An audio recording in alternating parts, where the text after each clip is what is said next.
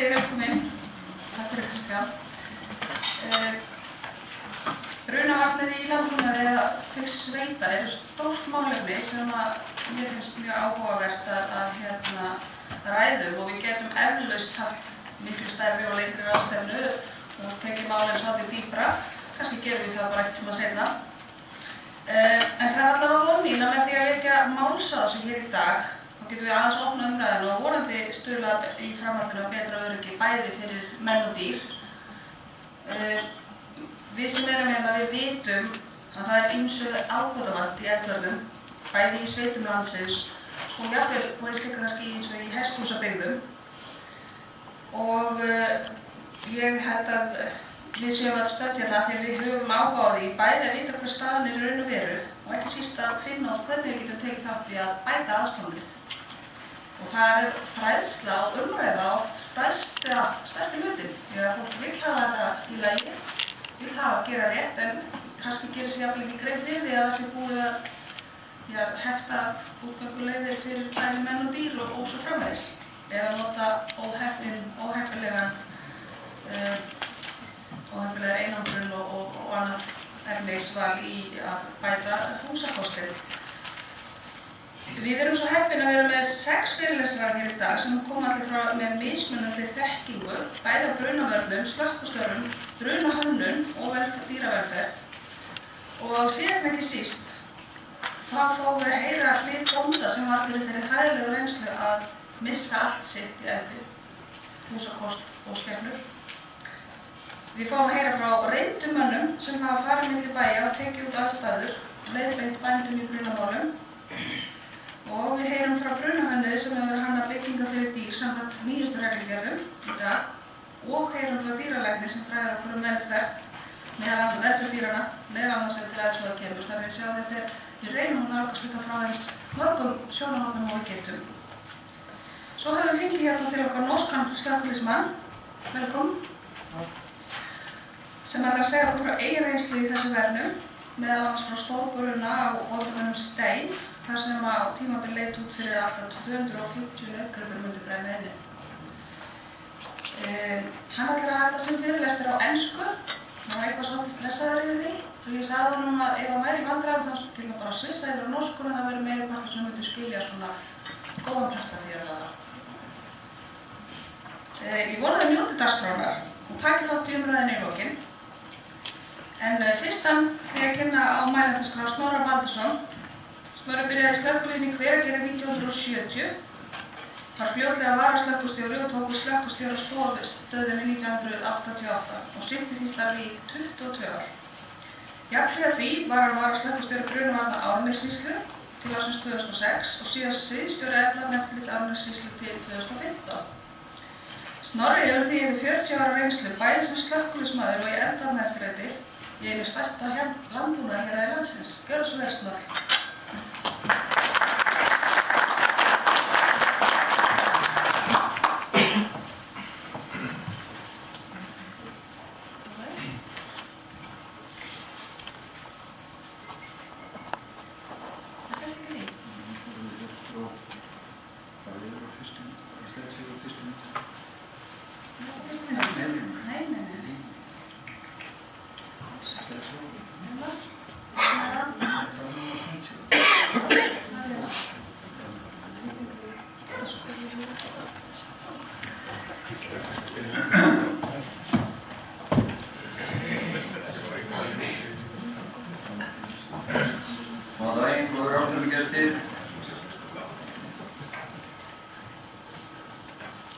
Ég ætla í mínu erindi að fara yfir mína sýn á brunavarnir í landbúnaðarvíku. Ég hef yfirferðina eins og við sjáum miðja síðustu öld. Þessi reyndar tekin árið 1900. Það getur verið ég segi eitthvað sem kemur illa við einhvern, en það verður bara að hafa það. Þetta þarf að segja hlutina. Nú get ég nefnilega sagt ýmislegt af því að ég er hættur og það er ekki hægt að reka mig. En ég er uppalinn í sveit og kynntist í byggingum í landbúnaði af eigin raun. Já, ég ætla fyrst að lesa hérna dálítið og síðan ætla ég að sýna ykkur nokkra glærur sem ég er með. Þannig að nú hef ég lesturinn. Ég er uppalinn í sveit og kynntist í byggingum í landbúnaði af eigin raun. Þegar ég var unglingur var algengur byggingamáti fjósa, steyptir veggir, bárið og stakk, klætt innan með timbri og einangrað með þurru torfi. Hlaða var áflöst við fjósið og þunnar timburhurðir sem skildu á milli fjós og hlöðu. Þá var algeng stærð fjósa fyrir 15-20 gripi. Á þessum árum voru hlöðubrunnar nokkuð algengir, því hey var þurrkað úti og sett laust í hlöðu. Þegar oddviðrasamt var reyndist erfitt að þurrka heyið og hitnaði þá í heyinu sem oft endaði með bruna. Algengt var að 1-2 hlöðubrunnar yrðu á ári í minni sveit. Oftast var lítið tjón nema á heyi, en í nokkrum tilfellum var tjóni meira og dýr brunnu inni. Þetta hefur breyst með tilkomu heyrúlla, þar sem heyið sett í rúllur hálfþurrt, pakkað í plast og rúllunum síðan staflað upp úti. Hlöðubrunnar eru þar með sem betur fer úr sögunni. Í stað hlöðu er nú yfirleitt aðstæða til að taka inn heyrúllur þar sem þær eru skornar og heyi gert klárt til gjafa. Eldhætta í slíku heyi er ekki mikil því heyið er rakt, en aftur á móti er plastið vandamál. Hætt er við að plastið safnist upp inni sem hefur í för með sér aukið brunaálag í húsinu. Í dag er fyrirtæki Hveragerðis sem safnar slíku plasti til endurvinnslu og magnið importi fyrirtækisins er gífurlegt. Það gæti slagað upp í hringrásabrunann ef kviknar í. Upp á miðri síðustu öld fóru gripahús að stækka. Algengasta stærð fjósa sem byggð voru var fyrir 30 kýr, oftast 200 fermetrar. Eitt slíkt var byggt heima 1959 eða 1960. Umræða kom upp hvað ætti að nota til einangrunnar og sitt sýndist hverju. Ráðleggingar komu frá að ég held teiknistofu landbúnaðarins að heppilegt væri að nota einangrunarplast sem þá var nýkomið á markað.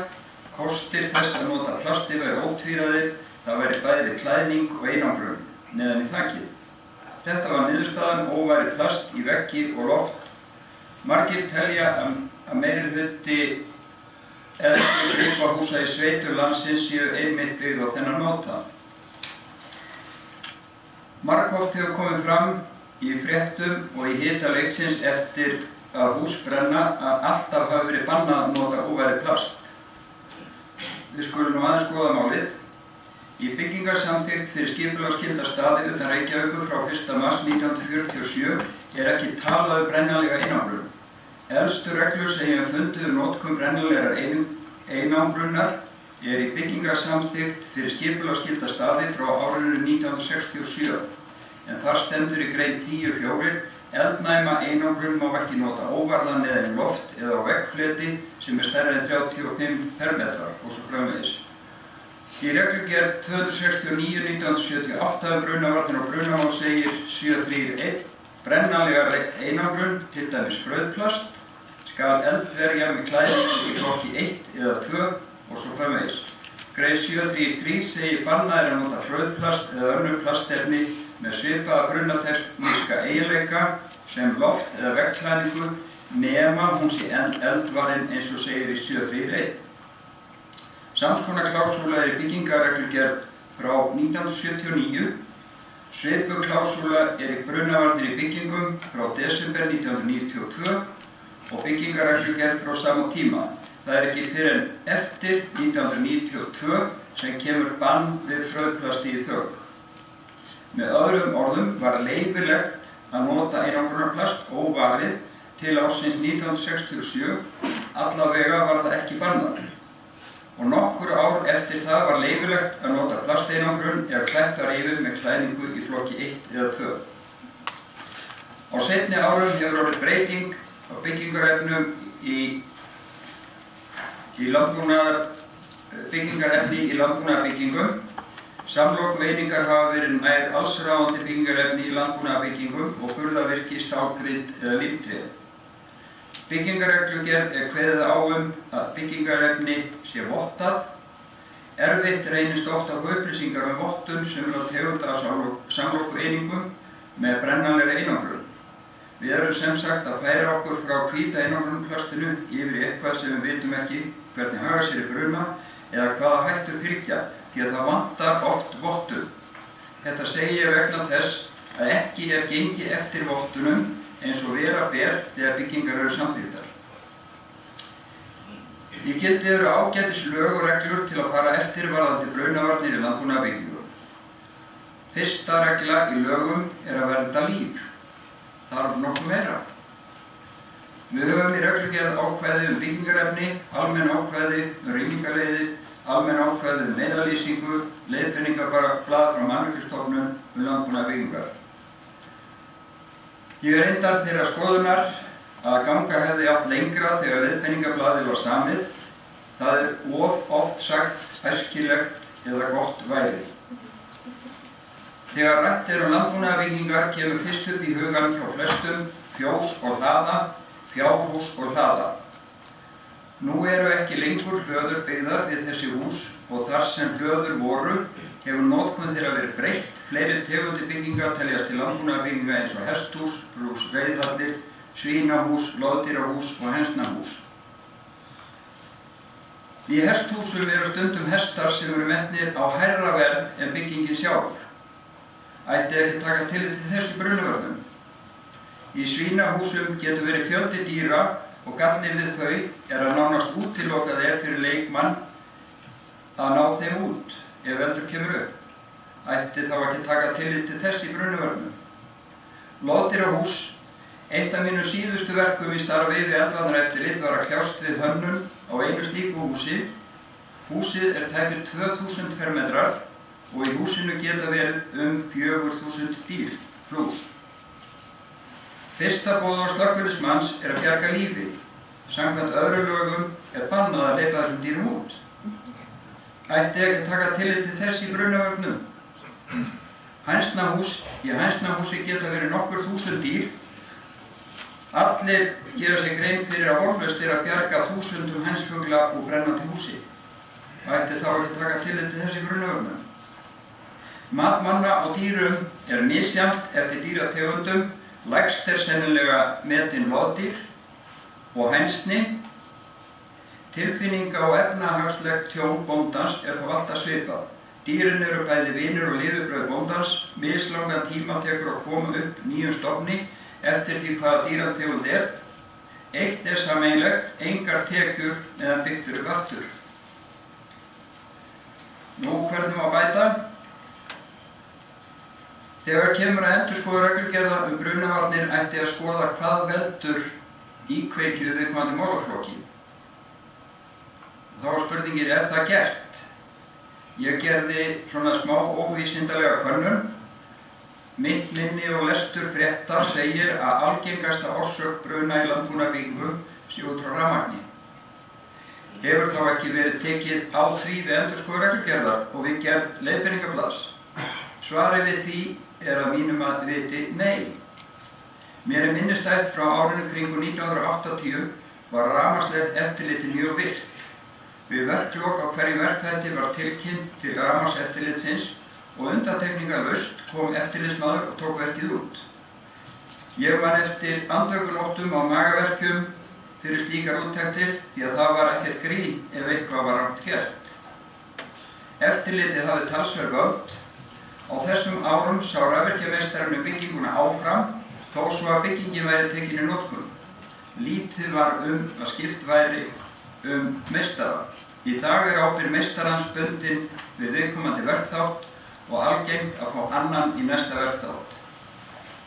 Árið 2005 og fram á árið 2006 vann ég á rafmagnsverkstæði og var mitt verk meðal annars að tilkynna verklok til eftirlitsins. Var það sjálfsögðu gert að mikilli samviskusemi. Á þessum tíma var ég aldrei svefnlaus eða með magaverki því við lentum aldrei í úttekt. Hvernig vissi eftirlitið að við værum svona góðir án þess að gera stikkpröfu? Þetta er ekki sett fram til að gera lítið úr núverandi eftirliti. Verið er að benda á þörf er á að stórauka rafmagnseftirlit í landbúnaðarbyggingum. Þessu til stuðnings ætla ég að rifja upp ferð sem ég fór með 2 tryggingamönnum, sennilega árið 2007. Farið var í 5 stór kúabú á Suðurlandi. Þetta voru stærstu kúabú á Suðurlandi til ég á þeim tíma. Á öllum 5 búunum var gerð athugasemd við raflagnir. Misalvarlegar, allir 5 voru spurðir hvort fenginn væri viðurkenndur rafverktaki til að yfirfara raflagnir. Allir gáfu sama svarið að fenginn væri kunningi úr Reykjavík til að lagfæra ef eitthvað bilaði. Eins og áður sagði voru athugasemdir misalvarlegar. Ein var sú að sver rafmagnskapall lá í gegnum dyr milli fjós og mjólkurhús. Í dyrum var eldvarnarhurð. Spurt var hvað þetta væri. Svarið var, já, þetta var gert til bráðabirgða þegar seinni róbótinn var tengdur. Og þá var næsta spurning, ertu nýbúin að fá nýja róbót? Nei, það er nú 1,5 ár síðan. Í reglugerð eru nokkrar línur landbúnaðarbyggingar. Þeim hefur þó fjölgað frá fyrri reglugerð. Í grein 9.6.18 eru sér ákvæði brunavarnir í notkunarflokki 1 í lið 7 eru viðmiðunarreglur byggingar fyrir dýr. Stærstur hluti greinarinnar fjallar súðþurrkunarklefa og stokka tengda súðþurrkun. Þeir sem skrifa ættu að vita að súðþurrkun var notuð á síðustu öld. Sennilega má telja hlöður með súðþurrkun á fingrum annarrar handar á öllu landinu. Næst síðasta setning greinarinnar, þar sem tækjabúnaði svo sem sjálfvirkum mjaltatækjum og gjafabúnaði komið fyrir í byggingum fyrir dýr án brunahólfunar, skal gera sérstaka grein fyrir brunavörnum vegna þeirra. Nú spyr ég, af hverju ekki kveðið fastar að orði? Hvað þýðir að gera sérstaka grein fyrir? Mér þætti gaman að sjá mjaltaþjón eða gjafabúnað sem brunahólfaður frá rýminu fyrir dýrin. Hverju mætti þá búnaðurinn að þjóna? Síðasta setning 7. liðar mjög mikilvæg því þar stendur Mannvirkjastofnun skal gefa út leiðbeiningar framkvæmd þessara greinar. Leiðbeiningar 116 er að mörgu leyti ágætisplagg. Of mikið að standi æskilegt og ætti. Talað að brunahanna ætti landbúnaðarbyggingar stærri en 1000 fermetra. Ávallt skal brunahannabyggingar sem víkja frá ákvæðum 116. greinar og byggingar sem byggðar eru úr samlokueiningum með brennmælir einangrun samanber leiðbeiningu 135 og svo framvegis. Ef til dæmis 1000 fermetra fjós byggt úr byggingarefni sem ekki brýtur áðurnefndar reglugerðargreinar og ekki mjaltaþjónn, ætti að brunahanna húsið samkvæmt blaðinu og gera grein fyrir fóðurvélni samkvæmt 9.6.18 lið 7 í reglugerðinni. Engin brunahönnun, ekkert brunahönnunkerfi, engin reglhúsum. Það aftur á móti á þessu leiðbeiningarblaði ef að mjaltaþjónn inni þá skal vera brunahönnunkerfi. Þá það reglhúsum. Á leiðbeiningarblaði 116 talað ágæti reglhúsunar en hvergi gerð krafa reglhúsum. Manni finnst sem leikmanni sem ekkert vit hefur á þessum málum að taka verði tillit til að í 1000 fermetra fjósi geta verið 150 til 200 gripir. Hver gripur kostar x krónur og auk þess, eins og alltaf kemur fram, eftir bruna í landbúnaðarbyggingum eru dýrin, vinir bóndans og einnig lifibrauð margra einstaklinga. Í norsku riti Brandvern í driftsbyggingar með húsdýr í lið 2.2 setja þeir fram kröfu brunahönnunarkerfi í öllum nýjum landbúnaðarbyggingum óháð stærð. Ég veit nú ekki hvort þetta reglugerðarákvæði en það allavega hafa þeir þetta bakvið svona í minninu. Ákvæði brunaviðvörun að finna í grein 9.4.2 sjálfvirk brunaviðvörun, meginreglur eftirfarandi meginreglur gilda sjálfvirka brunaviðvörun. Setja skal sjálfvirkan búnað til að uppgötva eld á byrjunarstigi í öll mannvirki þar sem það nauðsynlegt til að tryggja öryggi lífs, umhverfis og eigna og svo framvegis. Það ekki einmitt málið í landbúnaðarbyggingum til að tryggja öryggi lífs? Besta leiðin til að lágmarka tjón í eldsvoða brunavörunarkerfi. Ég hugsa að allir geti verið sammála að minna tjón hefði orðið að stærra Árskógi 16. nóvember 2007, Vestra Fíflholti 2. október 2008 og nú síðast þegar útihús brunnu að Fögruhlíð í Jökulsárhlíð í nóvember síðastliðnum. Ef brunavörunarkerfi hefði verið í húsunum og heimamenn geta brugðist við fyrr, hefðu þeir allavega átt möguleika á að bjarga dýrunum. Þá komum við að rýmingu. Eins og farið hefur verið yfir skal rými sem hýsir dýr vera sér brunahólf, sem tryggir ákveðin tíma ef kviknar í utan rýmisins. En svo búið að setja alls konar tæknibúnað inn í rýmið, mjaltaþjón, sjálfvirka fóðrur, glussadælur fyrir frostköfur, ljós og fleira, þannig að eldhætta orðin inni í rýminu og þarf því að vera auðvelt að rýma. Samkvæmt almennum reglum skulu vera minnst 2 leiðir, önnur leiðin getur verið lyftihurð, svona venjuleg bílskúrshurð sem Mannvirkjastofnun leyfði því miður vil ég segja fyrir nokkrum árum. Þessar hurðir eru oftast læstar innanfrá og eins og sýndi sig við brunann á Stærra Árskógi og fleiri stöðum erfitt að opna þessar hurðir utanfrá.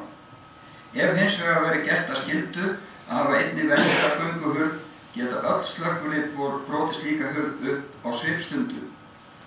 Annað sem veldur mér verulegum áhyggjum eru greindur og milligerðir inni sem hindra að hægt sé að rýma húsið. Algengt að setja járngreindur til að hólfa gripi í sundur, til dæmis eftir stærð, mjólkurkýr frá geldnetum og svo framvegis. Lokur á hliðum í þessum grindverkum eru mismunandi.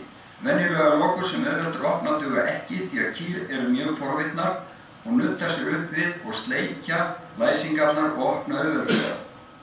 Þá gripið til þess ráðs að nota bolta með ró til að halda greindurum. Það augljóst að ekki auðvelt að opna eina greind, hvað þá 10, ef reykur kominn í húsið. Hér þarf að setja reglur lokunarbúnað á hliðum í rýmingarleið og til losunargripa í básafjósum sem eru leyfileg til desember 2034.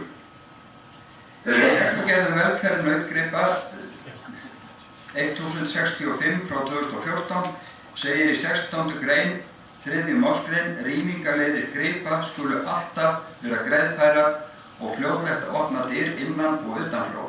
Stíu skal ávallt vera hægt að opna án þess nota verkfæri. Þarna rekast á reglur og praktík. Bændur hafa sagt við mig að útiloka sé að hafa nútíma fjós þannig að hver sem geti opnað utanfrá. Í nútíma fjósi tölva sem stjórnar fóðurgjöf, mjöltum, heldur utan starfsemina, þannig að hætta á skemmdarverkum mikil ef allt opið. Í ágætu riti frá Landbúnaðarháskóla Íslands sem heitir Betri fjós, reynsla af nýlegum legubásafjósum á Íslandi, gerð var athugun á 36 nýlegum og nýuppgerðum fjósum, talað við bændur og farið yfir hvað væri gott og hvað mætti betur fara. Í þessu riti kemur fram margt af því sem ég hef stiklað á hér á undan og virðast bændurnir vera áhugasamir allt sem betur mætti fara. Samkvæmt ritinu hafa ýmsar leiðir verið reyndar varðandi öryggiskerfi í fjósum og allar gengi illa. Enginn af þessum 36 hefðu reynt reyksjóskerfi. Hvers vegna eru þessi kerfi illa kynnt? Ég persónulega sé þau aldrei auglýst. Nú ekki margir sem selja slík kerfi, ekki hægt að ætlast til þess að þeir sem hafa til þess umboð auglýsi og kynni kerfin. 2 bændur sem talað við í ritinu hafa misst sitt fjós í bruna og þeir hefðu áhyggjur af lyftihurðunum og lokunarbúnaði þeirra innanfrá. Þarna komið stuðningur til að banna slíkar hurðir eingöngu. Allir sem áttu fjós með opnum mænisglugga lýstu ánægju með þess konar loftræstingu. Þarna komið stuðningur við að krefjast reyklosunar mæni á landbúnaðarbyggingum. Dálítið merkilegt kemur fram í þessu riti, en það að yfirleitt teiknuðu hönnuðir ekki raflagnir. Heldur var það viðkomandi rafvirki sem hannaði og lagði og árangur var sagður misjafn. Allt frá að vera góður og til að vera slakur. Hvað varðar lýsingu, lagnaleiðir og stundum vanreiknuð orkuþörf til dæmis fyrir mjaltaþjón. Þegar kemur að því að krefjast úrbóta í brunavörnum alltaf horft á hvað þetta muni kosta, sem að sjálfsögðu rétt að hluta. Einn ágætur áhrifamaður sagði einu sinni að við mættum ekki gera of miklar kröfur í brunavörnum, fjárfestingin yrði að standa undir sér. Það gæti verið ódýrara að nokkur hús brynnu á ári. Stundum hefur maður á tilfinningunni að menn hugsi meira kostnað þegar kemur að lausnum í brunamáli. Ekki megum við hugsa eingöngu kostnað en sjálfsagt að gæta að sér. Ef við skoðum til dæmis hvað kostar að byggja eitt nútíma fjós, þá talan kannski 100 milljónir. Brunaviðvörunarkerfi 1 til 1,5, 1 til 1,5%. Það þætti ekki mikið í skrauti utan á opinbera byggingar. Nú hefur farið út víða völl og tæft á ýmsum. Niðurstaða mín sú að til eru reglur sem myndu gera mörg hús öruggari ef að farið væri eftir reglunum. En nokkrar reglur þarf að skerpa og aðrar þarf að vinna. Mikilvægt að nýjar landbúnaðarbyggingar séu byggðar með það fyrir augum að lágmarka líkur á tjóni vegna bruna, þá smitast það út í eldri byggingar þegar menn áttar sig á örygginu. Ég fór á nokkra staði og skoðaði landbúnaðarbyggingar. Þær byggingar eru valdar af handahófi. Þá ætla ég að kíkja á það ef hún fer ekki að stoppa mig. Nei. Þá byrjum við á bæ frá 1900. Við ætlum ekkert að laga hann. Hvað gerir við svo? Ítur á örina niður? Já, örina niður. Þarna örina niður. Þessi mynd frekar léleg, en hérna erum við í Básafjósi. Eins og ég sagði áðan að þau eru leyfð til 2034, þar með verða þau bönnuð. Þetta hefðbundið Básafjós byggt úr steinsteypu árið 1973, var upphaflega einangrað með plasti en einangrun skipt út fyrir 10 árum og sett steinuð. Þakgluggi rofnalegur með auðbrennanlegu plasti.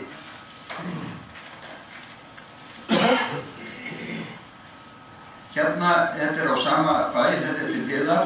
Við hlið Básafjóssins uppeldi og nautaeldi til kjötframleiðslu.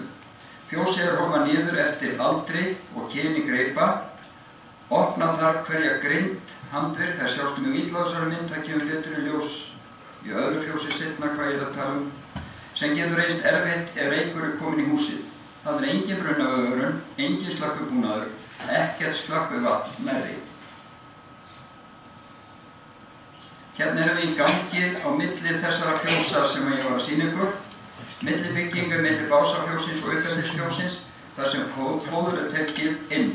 Á myndinni sést inn í uppeldið, engin hólfun og gangurinn notaður til geymslu. Liðléttingur sem notaður við fóðurgjöf geymdur í millibyggingu. Þetta sama millibygging. Hérna sjáum við aftur yfir í Básafjósið, vægast sagt léleg hólfun. Hérna rak ég augun í svolítið. Dæmi frágangur raflagna, ég veit ekki hvort þið sjáu þetta í þessu kraðaki. Bóndi sagði mér að þarna hefði komið upp útleiðsla fyrir 1,5 ári.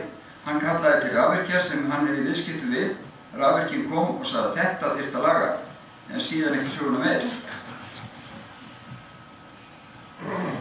Þá erum við komin í svínahús. Í þessu húsi grísauppeldi. Erfitt að ímynda sér hvernig á að rýma húsið. Þarna eru tiltölulega litlar hurðir og svín eru illræk. Það mjög erfitt að reka svín. Þessi dýr myndu öll fara ef að upp kemur eldur sem ekki ráði við á svipstundu.